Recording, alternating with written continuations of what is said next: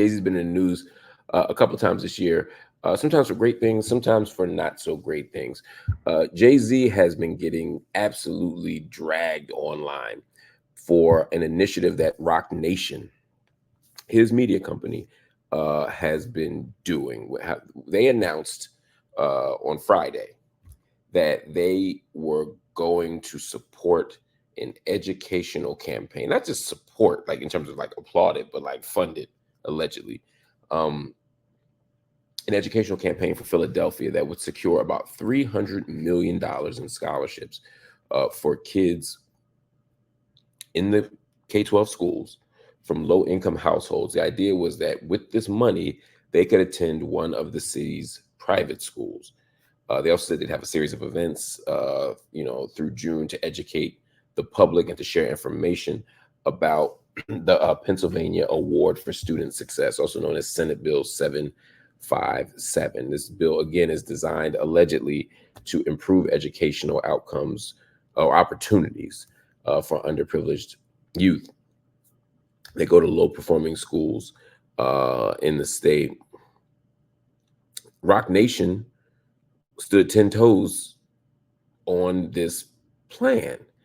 They said that they wanted to, I'm going to read the quote, to empower the youth and families with the knowledge to pursue their scholastic dreams, make their voices heard, and become the leaders of tomorrow. Now, for a lot, it good. For some people, it even sounded great. It's like, wait a minute, Jay-Z's rolling up with $300 million and sending people to private school? Okay. All right. Sound good to me. But then the facts come in. But then the truth comes in. But then the analysis comes in. First of all, Jay-Z is not, and Roc Nation is not donating $300 million, which would be a wild number for somebody worth like $1 billion or even $1.5 billion. I mean, Jay-Z got money, but like you don't give up 1/5 of your net worth to Philadelphia schools. So it didn't seem plausible to me on its face, but it was like maybe he's bundling money, organizing money, whatever it is. That could kind of make sense, except it doesn't, right? The 300, and you're right, Robin Walker Murphy is literally writing in and saying the point. It's not that they're taking $300 million and adding it to the pool. They're simply redirecting public funds toward private schools. This is just a regular, old-fashioned, right-wing school choice model. That's all it is. This ain't no different. This ain't no more or less fancy. This isn't complicated. This isn't even that interesting, right? This is old school right-wing vouchers. This is old school right-wing school choice. If you don't know what school choice is, let me break it down for you. That's what we in school. That's what we in night school, right? School choice is a very particular framework and language used by the right. Again, the right loves the language of liberty and freedom. They like to do things that actually restrict rights or harm people, but use the language of liberty to make it sound good, right? Like think about all of the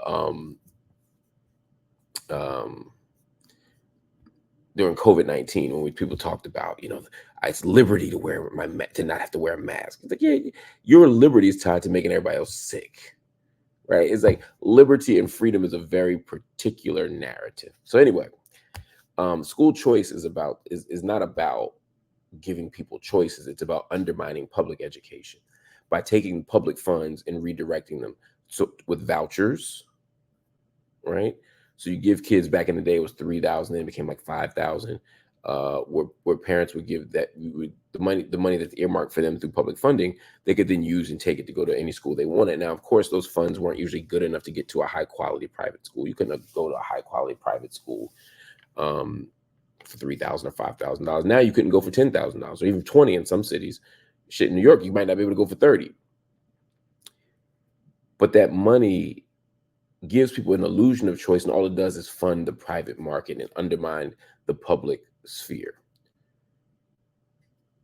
Now, I get that everybody doesn't understand that. People think private school is the answer. People think privatizing the public good is the answer. This is all neoliberalism, right? Taking all the market and liberalizing it, opening it up.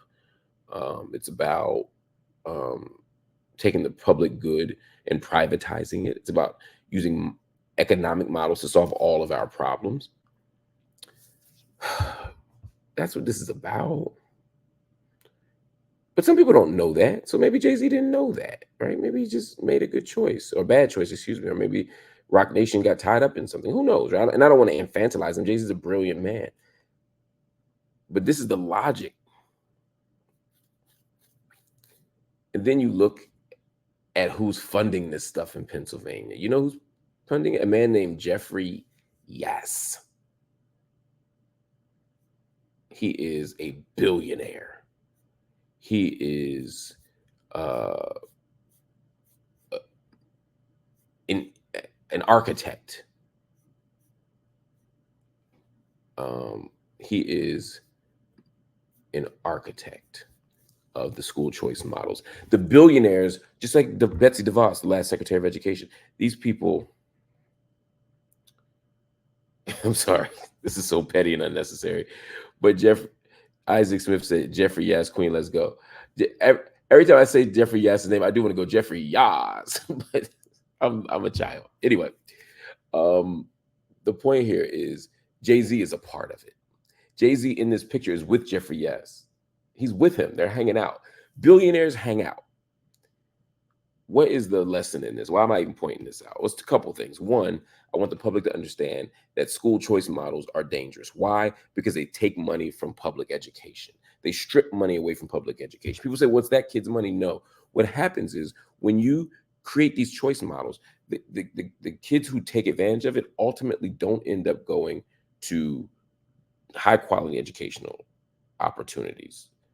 And oftentimes the people who exercise those options, there's a creaming effect. So you take some of the strong families, some of the engaged families from public school, and you put them in these other spaces. They don't do extraordinarily well over there, according to the data.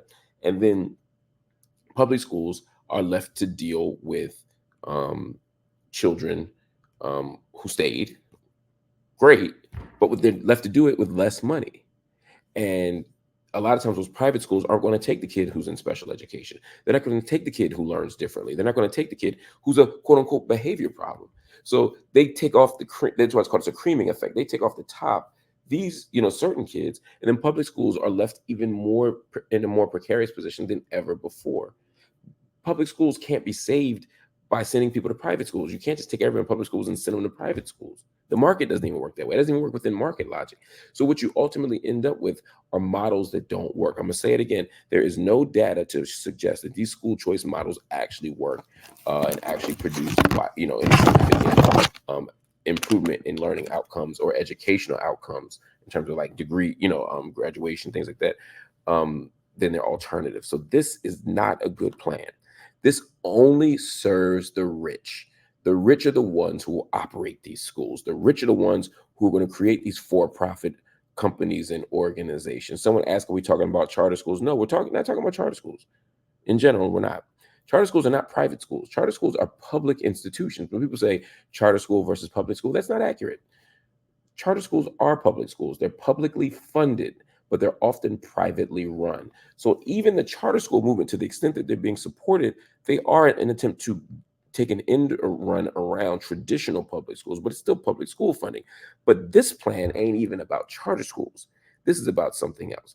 But again, I'm going to show you the deeper connection here, because we still don't have a critical enough analysis of billionaires, whether it was Jay-Z at the Super Bowl or Jay-Z right now. And I love Jay-Z. I'm a Jay-Z fan. I like him. I think he's a great personality, one of the greatest rappers we've ever seen, one of the greatest artists we've ever seen. I have extraordinary pride when I see Jay-Z thrive and succeed, right? It's just as a black man, I get all of it. But he's still a billionaire. And billionaires do billionaire stuff. And the fact that he's friends with Jeffrey Yass ain't no coincidence. Billionaires know each other and they kick it. And this billionaire and that billionaire are supporting each other on a project that undermines public education. And so when Roc Nation stands up and puts the imprimatur of the Rock, of Jay-Z, who has so much cultural cachet, he has so much cultural capital, he has so much power, he has so much ability to change the world and move the culture. He is so popular and so loved and so damn cool.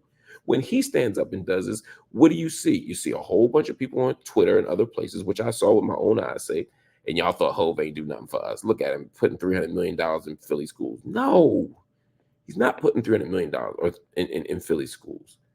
He's using his name and his influence to advance a right-wing educational co-optation